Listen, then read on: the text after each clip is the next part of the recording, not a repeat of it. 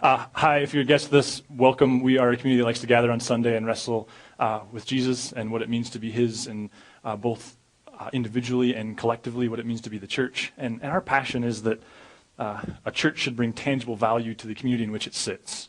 That if there's a church in that town, it should be better. That's not very good English, but I'm going to keep going. It's better to live in that town if there's a church there. That there should be tangible value, and thus we do things like dodgeball tournaments, sometimes random things like that, which if you weren't there, you missed out. It was a hoot. We had 15 teams, only 3 of which were Narrate teams, and Narrate teams went 1-6. So we need our competitive people next year who have some athletic ability to not drag the rest of us down and build. I'm just kidding. I was the first one out on my team. So there you go. So good job, Linnell. Way to go. We're proud of you. It was really cool. Okay, so if you're a guest of this, is kind of who we are, is we like to gather and scatter. Awkward transition. If you're a guest of this, more awkward for you, but I want to kind of some family life, community stuff for just a moment I want to address. From the very beginning, one of our passions has been to be the kind of church that no matter where your political allegiances fell, this would be a safe place for you. We are passionate about the idea that neither party has a corner on Jesus, and that there's room for people on both sides of the aisle to rise up in Jesus and challenge their party to be better. And if you were here last week at 11, you know that my leadership let you down in that regard. So just want to acknowledge that as such. It wasn't me who made the political comment. It was actually Lenny. He's fired. We gave him 2 weeks. I'm just kidding. But it was a friend, and he is a friend who is a guest here, who doesn't really know the culture here, and doesn't really know the bent here. And so I just kind of want to acknowledge that and say, I'm sorry.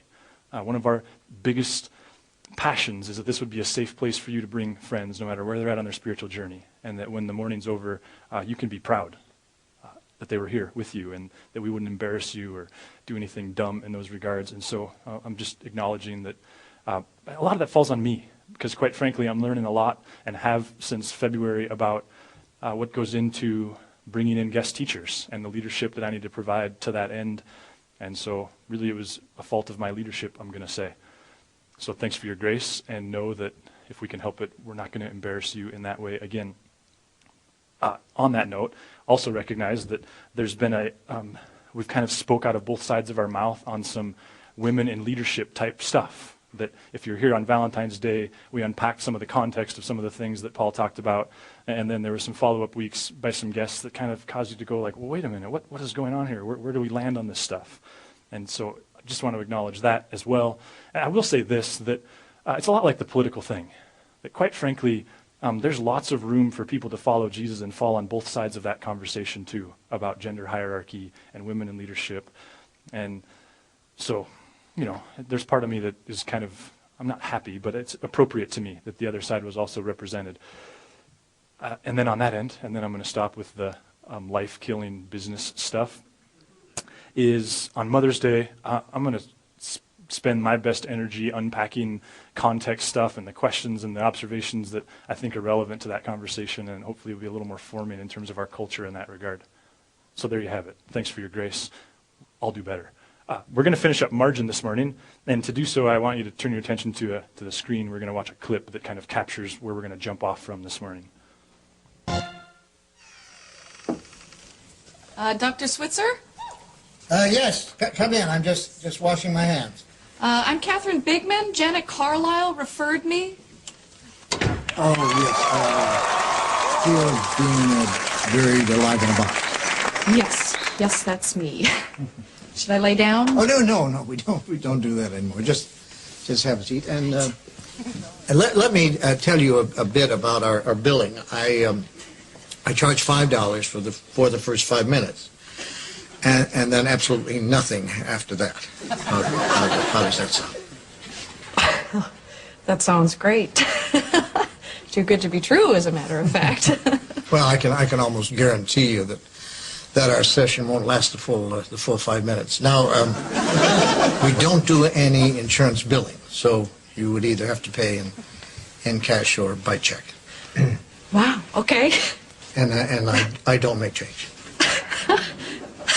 All right. And go. Go. Well, tell What? me. Tell me about the problem that you wish to address. Oh, okay. Well, I have this fear of being buried alive in a box. I start thinking about being buried alive and I begin to panic. Has anyone ever tried to bury you alive in a box? No, but truly thinking about it does make my life horrible. I mean, I can't go through tunnels or be in an elevator or in a house, anything boxy. So what you're saying is you're claustrophobic. Yes, that's it. All right, well, let's go, Catherine. I'm going to say 2 words to you right now. I want you to listen to them very, very carefully. Then I want you to take them out of the office with you and incorporate them into your life. Well, shall I write them down? Well, if it makes you comfortable, it's just 2 words. We find most people can remember them. Okay. You ready? Yes. Okay, here they are. Stop it!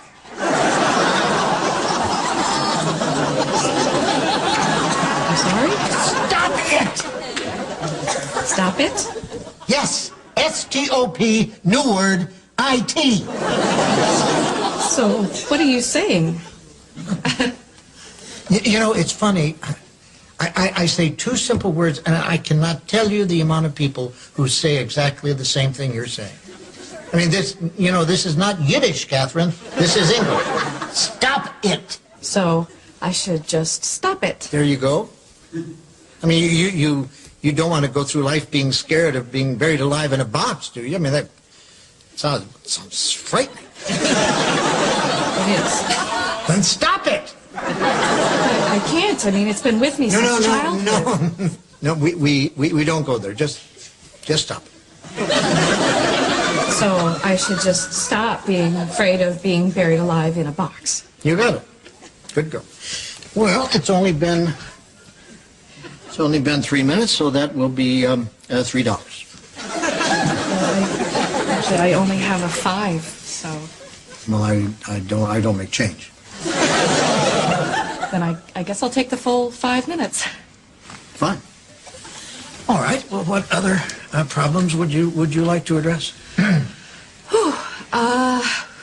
I'm bulimic. I stick my fingers down my throat. Stop it! What are you, a nut of some kind? Don't do that. But I'm compelled to. My mom used to call me fatty. No, we don't go there. But I've been having this dream. No, we don't go there either. But my horoscope did say... We definitely don't go there. Just stop it. What else? Well, I have self-destructive relationships with men. Stop it! You want to be with a man, don't you? Yes. Well, then stop it. Don't be such a big baby. I wash my hands a lot. That's all right. It is? I wash my hands all the time. There's a lot of germs out there. Yeah, don't worry about that one. I'm afraid to drive. Well, stop it! How are you going to get around? Get in the car and drive, you kook. Stop it! You stop it! You stop it!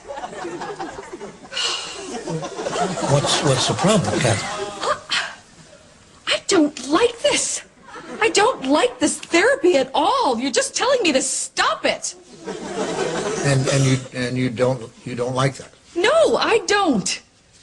So you think we're moving too fast? Is that it? Yes. Yes, I do.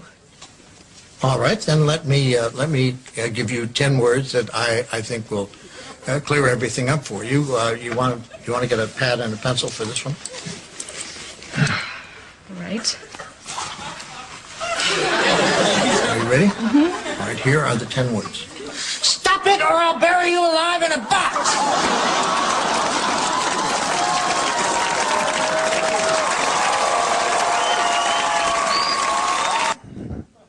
It is not a commentary on our view of counseling, by the way. Kelly, is that good counseling? Yeah. Actually, it's this, though, and it's a jumping off point for us as we finish up our conversation about margins, because it leads to this question. How much energy do you invest into trying to be good at things that you're never going to be good at? Like how much energy do you invest in trying to develop skills that, quite frankly, you weren't intended to have? Strengths that maybe God never gave you. I mean, clearly there's a guy who's trying to be good at something that he's not made to be good at, right? Counseling.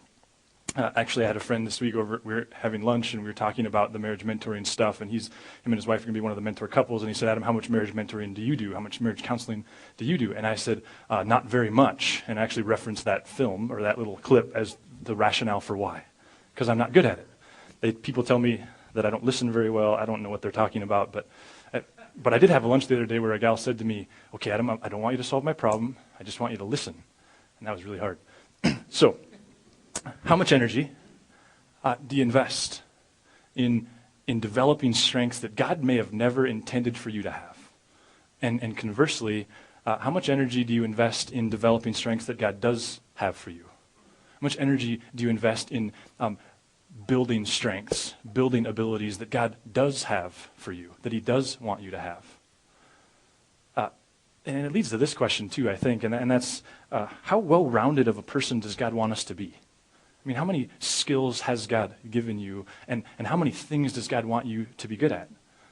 The Gallup organization, they did some research that culminated about 5 years ago, and in which they kind of investigated this whole strengths thing and how many strengths we have. It culminated in a survey that was sent out across England and across the United States that goes like this. I've referenced it before, but for the sake of what we're going to deal with this morning, it's relevant.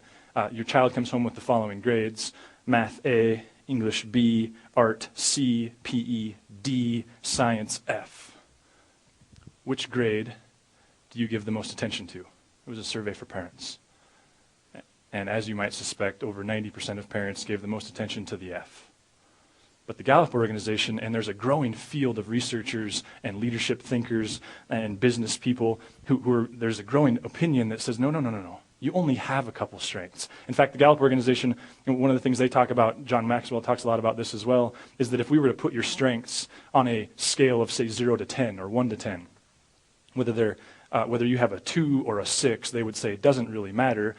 But what bears itself out in life after life after life is no matter how much energy, no matter how much resource, no matter how much time, no matter how much education, no matter how much experience you invest, that the very best people can only move their strength up 2 or 3 increments, 3 being, exceptionally gifted people. In other words, if you're a 2 as a communicator and a 6 as an administrator, you can become an 8 as an administrator, or you can become a 4 as a communicator. And they would say, there's DNA stuff. We would say, there might be God stuff. That says, no. This is a strength, and this is not. How well-rounded does God want us to be? Now, I think, quite frankly, there's parts of us that kind of can push back on this a little bit, because too much leaning into the whole strength conversation leads to really self-centered people. You may have been one of those at one point in your life. You may be one now. You may know one. And too much energy invested in the strength stuff leads for people who are really helpless in every area of their life but one, and that's not really good either, right? I mean, quite frankly, it's helpful to be able to change a tire and read the dipstick in your car and make a meal and wash your own clothes and send an email and maybe even set up a home network. I mean, it's helpful to have a broad spectrum of skills, and if we start tapping out too early, right, that's not good for us either. And, maybe you're someone who you had to struggle through Bio 101 in college. Are you worse off because of an education system that said, no, you need to get a broad base of knowledge? Maybe you've got the musical skill of a rock. That's about how much I have. I mean, are you worse off for the time that you spent blowing into the clarinet your sophomore year of high school? I mean, there's something valuable about that. None of us is eternally harmed because of the freaky PE class, even though we have no athletic ability or anything like that. There's something to be said for all of those things. And I think it can even apply to the jobs that we have. I mean, the first job that you had that you hated, you're not worse because of that. The time you spent carrying groceries out, the time you spent flipping burgers, the time you spent, dropping fries into a fryer, some kind of job that was way outside of your skill set. You're not worse for that.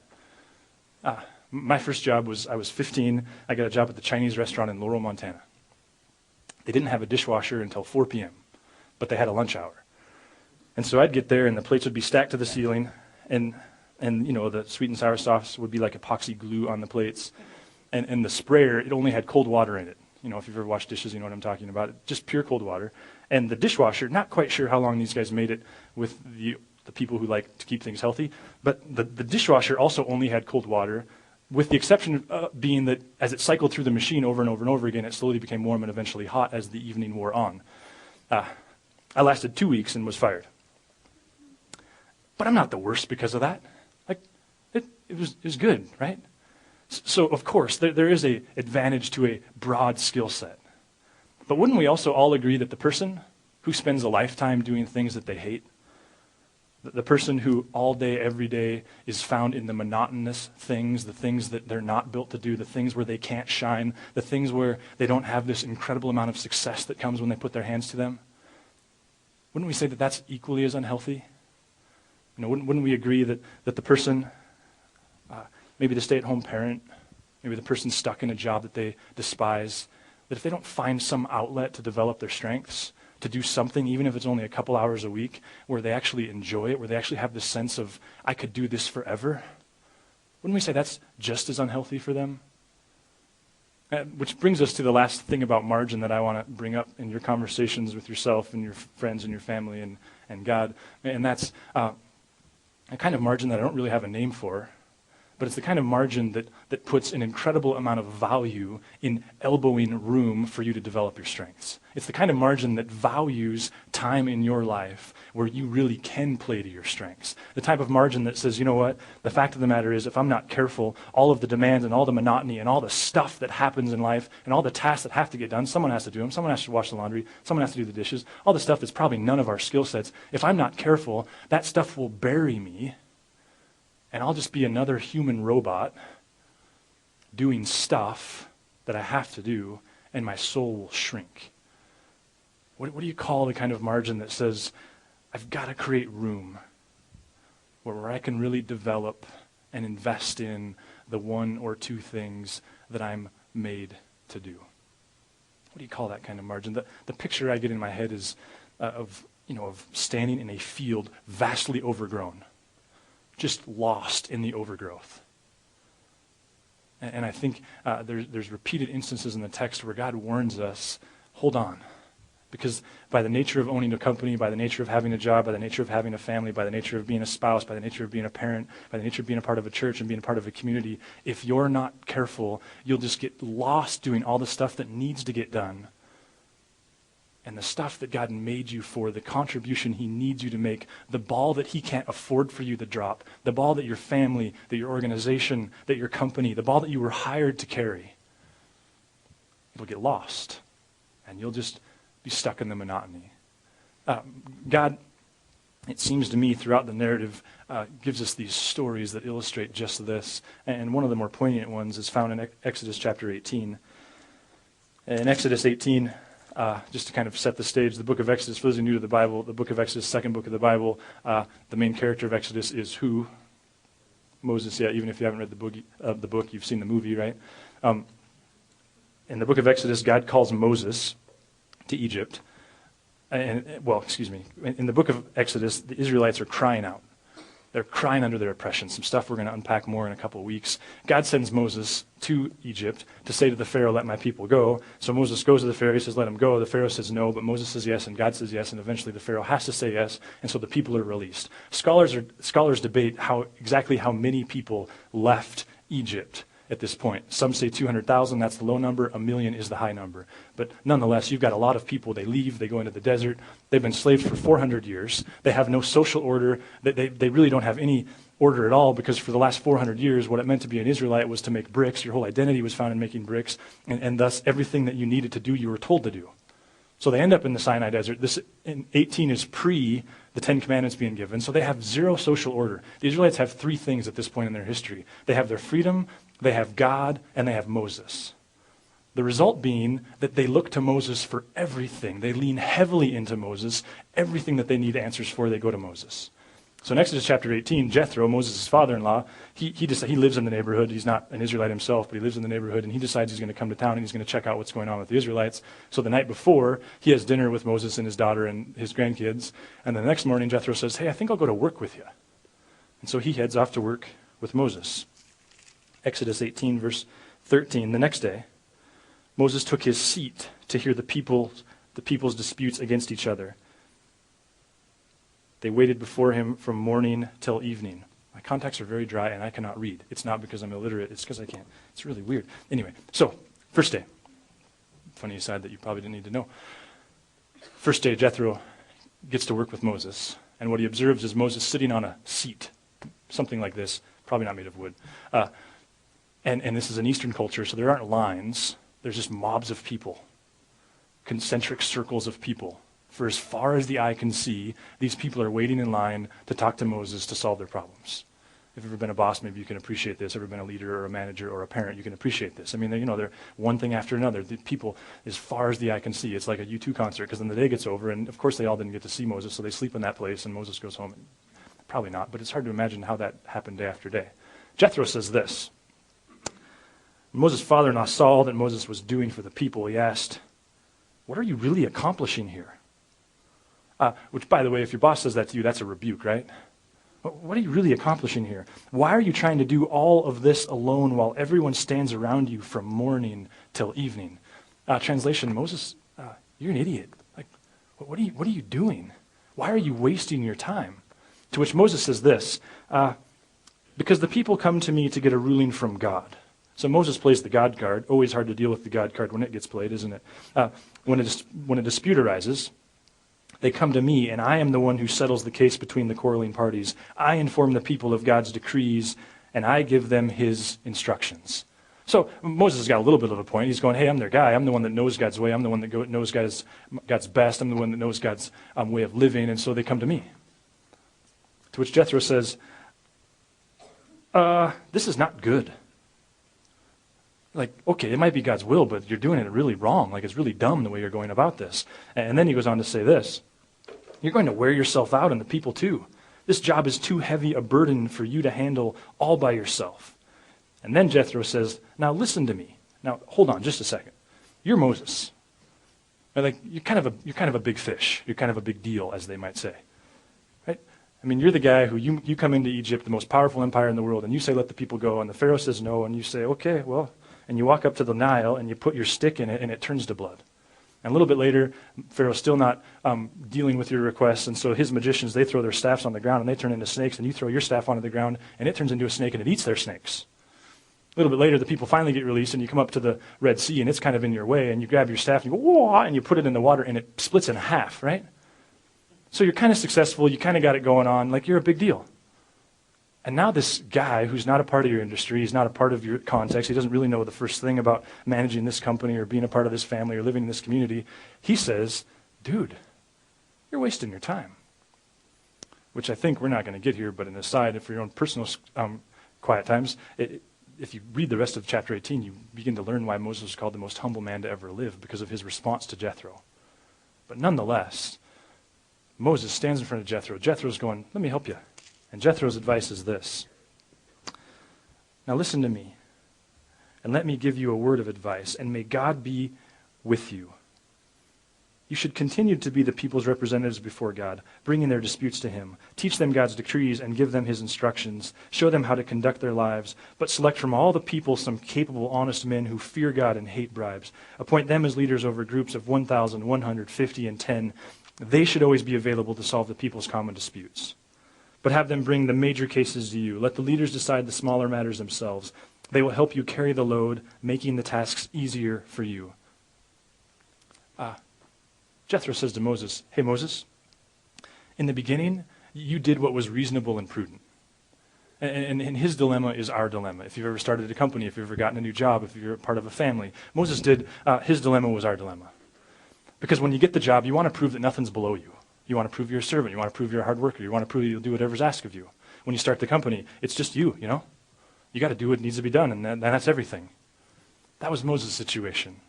And so what happens is you say yes, and you say yes, and you say yes, and pretty soon you're buried under all the tasks and all the monotony and all the minutia and all the stuff that, yeah, it needs to get done, but you might not have to be the one to do it. And Jethro's commentary to Moses seems to be along those lines of, dude,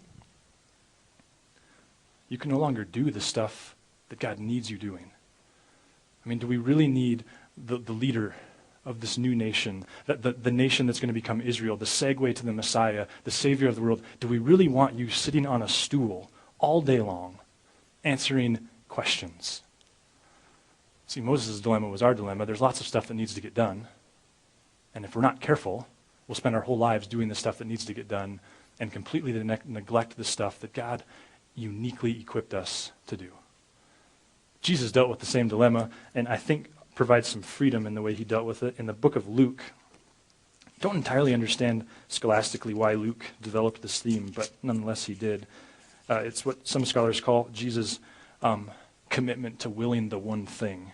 In Luke 4, it says, early the next morning, Jesus went out to an isolated place. The crowd searched everywhere for him. When they'd finally found him, they begged him not to leave them. Like, teach us the truth, heal us, heal our crippled people, give us the truth. It'll give us salvation and freedom and fullness of life. And Jesus says, I must preach the good news of the kingdom of God in other towns too, because that's why I was sent. See you later. Sorry about that, your leg, your soul. So he continued to travel around preaching in synagogues throughout Judea. A little sarcastic. But the Son of God said to some people who wanted his attention, who eternally need his attention, I got other things that I'm supposed to do. And he left. It's a theme that bears itself out throughout the rest of the book. Luke 9:51, Jesus says, the commentator says, as the time drew near for him to ascend to heaven, Jesus resolutely set out for Jerusalem. 10:38, as Jesus and the disciples continued on their way to Jerusalem.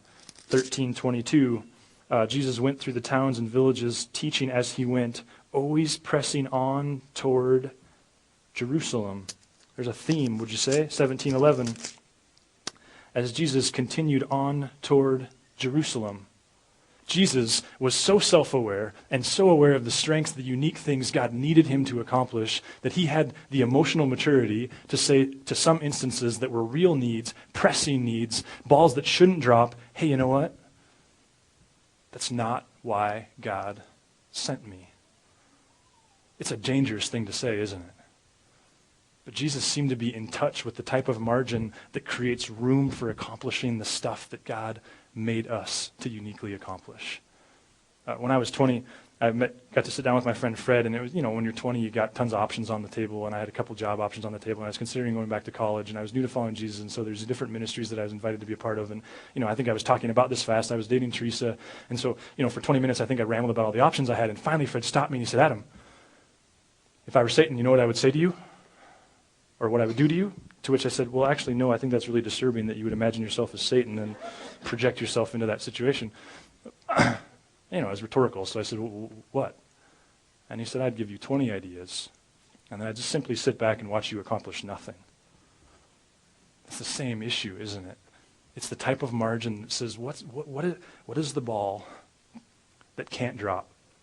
Or else the company suffers, the family suffers, the community suffers, the church suffers. And then to have the audacity to press into that. The Apostle Paul goes there too in 1 Corinthians chapter 12. He says this, the human body has many parts, but the many parts make up one whole body, so it is with the body of Christ.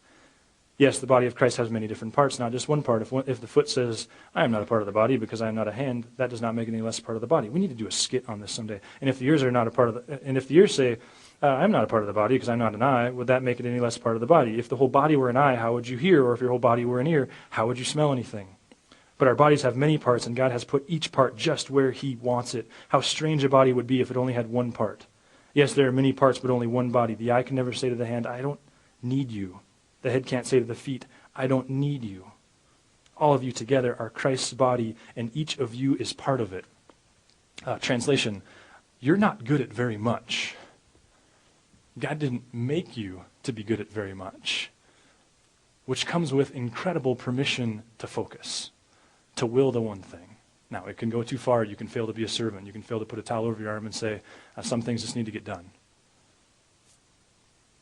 God gives us permission to will the one thing. And I would also say this, don't over-spiritualize it. I think one of the things that can happen to us is we figure out, like, what does it mean that God has equipped us? What is the spiritual gifts? I would submit to you that we can way over-spiritualize it. If God has given you mechanical skill, that's a spiritual gift. If God has given you the ability to make money, it's a spiritual gift. If God has made you good with numbers and to see patterns, it's a spiritual gift. Oftentimes, I think we read Paul's list as this kind of concrete list of gifts, to which many scholars would say, no. What he's saying to people is, here are the things you are good at. Now do them in Jesus' name. It's willing the one thing. It's saying, what is the one thing, maybe the two things that I can do well? And what does it look like to have margin that says, you know what? I'm not going to let this other stuff crowd everything else out. Now, where does this land? For some of you, it might land at just a conversation about strengths even starting. Figuring out, like, what strengths do I have, and what are the unique things God has given me to bring to my community, to my family. There's a list of books. There's a little piece of paper in the cup. We've gotten all like new age technical stuff, and now we have notes pages in the cups. Can't guarantee it'll last, but anyway. There's 4 books on there that are great resources. The first one is actually an assessment. Don't get disturbed by the fact that it's a book. If you don't read books, you just have to buy the book to get a code to go online and take a test. It's a remarkable test, and it's actually the test from the guys of that survey that I listed you. We were going to bring books, but I feel like I've kind of outworn my welcome in bringing books, so you're on your own on these. Maybe for you, it's just figuring out, what are my strengths? For others of you, you were hired into a position by a company, by an organization, and you were hired to be a specialist. You were hired to play to your strengths. And you did what was necessary and prudent, and you said yes, and you served. And as people said, hey, would you do this? You said yep, and you wanted to prove that you're a hard worker and that nothing's below you. And so you said yes, and you're buried now. And the organization was hoping that you would be an all-star, and now they're looking at you going, man, if we ever have to lay somebody off, they might be on the list. And it's because you've buried yourself under all of these tasks that don't really fit why you were hired. For some of you, this might be a marketplace conversation about marketplace margin, where you go, okay, God give me wisdom and discernment and tactfulness and humility as I approach my supervisors and my bosses and my owners and begin to have a conversation about, wait a minute, I don't think I'm able to do the stuff you hired me for anymore. For you, that conversation might really start by just simply saying, what's the one thing that if you don't get it done, the company suffers? And to work backwards from there. For others of you, you hate messages like this. You despise them because, frankly, you don't have a job that allows you to play to your strengths. And for a variety of reasons, you may never have one. I mean, maybe you're 50-something, maybe you're 60-something, maybe you've been in your job for decades, and you're going, you know what, yeah, I'm in the wrong career path, I'm in the wrong field. It doesn't allow me to play to my strengths, but I'm not ready for the pay cut, I'm not ready to go back to college, I'm not ready for the shift. For others of you, you might be a stay-at-home parent. And the reality is, you don't get to go find a job that allows you to play to your strengths. I mean, you like being a parent, but if you're to be honest, like, it doesn't always allow you to play to your strengths. And you don't get to run off and spend 50 hours a week doing that. Now, for others of you, you might be a single parent or not. And quite frankly, finding jobs in the vein of what allows me to play to my strength isn't really the conversation. For you, the conversation is what jobs out there give me the benefits that I need. Things like healthcare, things like the hours you have to keep, things like vacation. For you it's a little more complicated, isn't it? But most of us aren't going to end up in jobs where we get to spend 80% of our time doing the things that, we absolutely love. And for you, it might just have to be a little smaller than that. For a stay-at-home parent, it's a figuring out, how could I get a few hours a day, a half a day, a Saturday, every other week, something where I can elbow myself some room to play to my strengths, where my identity isn't mom and it's not wife or it's not dad and it's not husband, but it's child of God, sent to serve. It's a little more complicated for you, but you can start somewhere. Some of you are students, and all of this stuff touches right on like the terror of your life, because when you're 18 and you're ready to graduate high school, the question everyone asks is, what are you going to do with your life? And you're really scared deep down because you don't know what you're going to do with your life, but it feels like bad to say that to somebody, so you say, well, I'm going to go to college and I'm going to go get this degree, but deep down you're hiding the fact that you don't really know what you're going to do with your life. And so you go to college and you get the degree and you're convinced that by the time you graduate college with the degree, you'll know what you're going to do with your life, and now you're like a senior in college and you're about ready to graduate from college and you realize you have the same answer. I just invite you to chill out a little bit. Few suggestions that I would make. Do with them what you will. Move the conversation from occupation and job to strengths. Doesn't really matter. Don't think of it in terms of what job do I want. Think of it in terms of what strengths has God given me. Because those of us who are in the marketplace and have been for a while, what they're going to tell you is, if you can figure out what your strengths are, honestly, there's probably a couple hundred jobs that you could find. And rather than, being the slave of a particular occupation, you'll get to go like, oh, geez, there's freedom. It's, frankly, if I can be this honest, it's why I've always struggled with that word calling, personally. Because I've always felt like, well, I think I know what my strengths are, and I think there's several things I could do and be content doing them. I love what I'm doing. I hope I always do it. But I don't know. I had people that helped me think through strengths, not occupations, and I think there's incredible freedom in that. And the other thing I'd say if you're there is just experiment. Just get jobs and work hard and be a servant and do whatever's asked of you. Bury yourself under the monotony, if you will. And people who are managers and bosses and owners in this room, what they'll tell you is, oh yeah, you just work hard and experiment and figure out what your strengths are. You won't have any problem getting the job when you want the job. Because your reputation will precede you, and they'll know as they look across from you at the table that you're a hard worker. So just, let it go, Anybody who tells you that they knew what they were going to do with their life and they knew what their strengths were when they were 30 is a part of a really small minority, and the rest of them are liars. So experiment and figure out your strengths and have fun doing it. And what does this look like for us? What does it look like for a church? For me, this captures the brilliance and the excitement of being the church.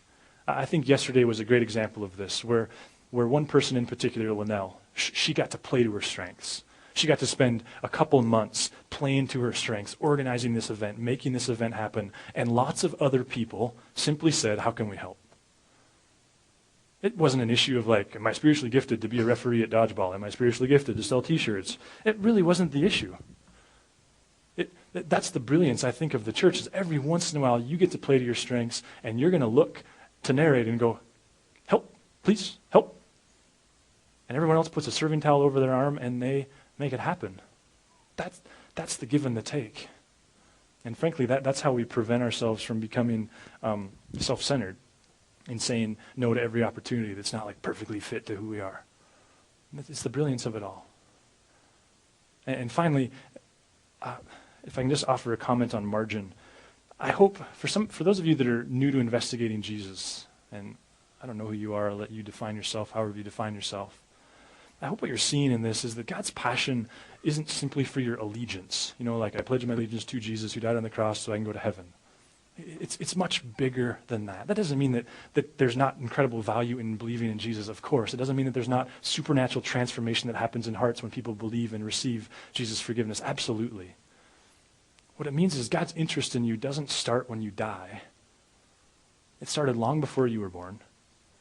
His passion is to restore your full humanity, to teach you what it means to be human, to show you the best way to live.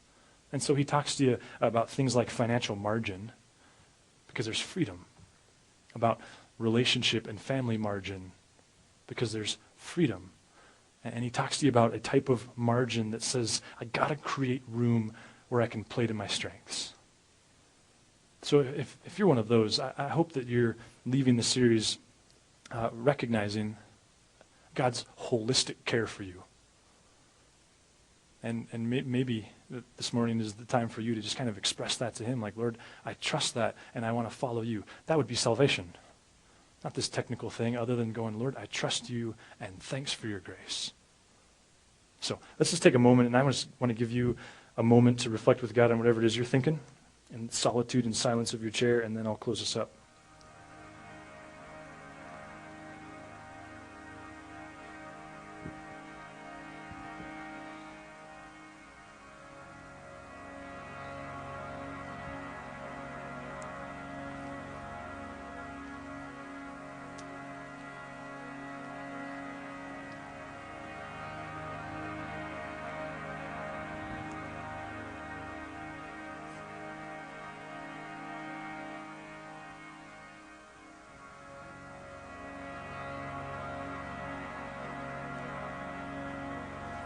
Lord God,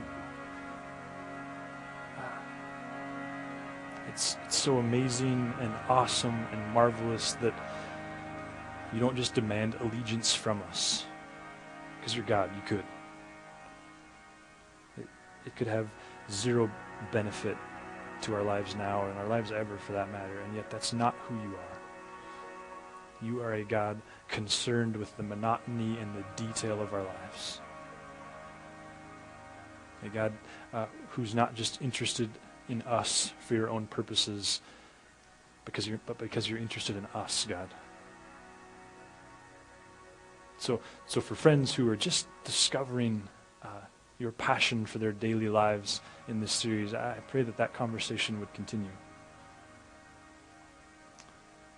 God, for Narrate as a whole, may we be this healthy collection of people aware of their strengths and ready to serve all at the same time.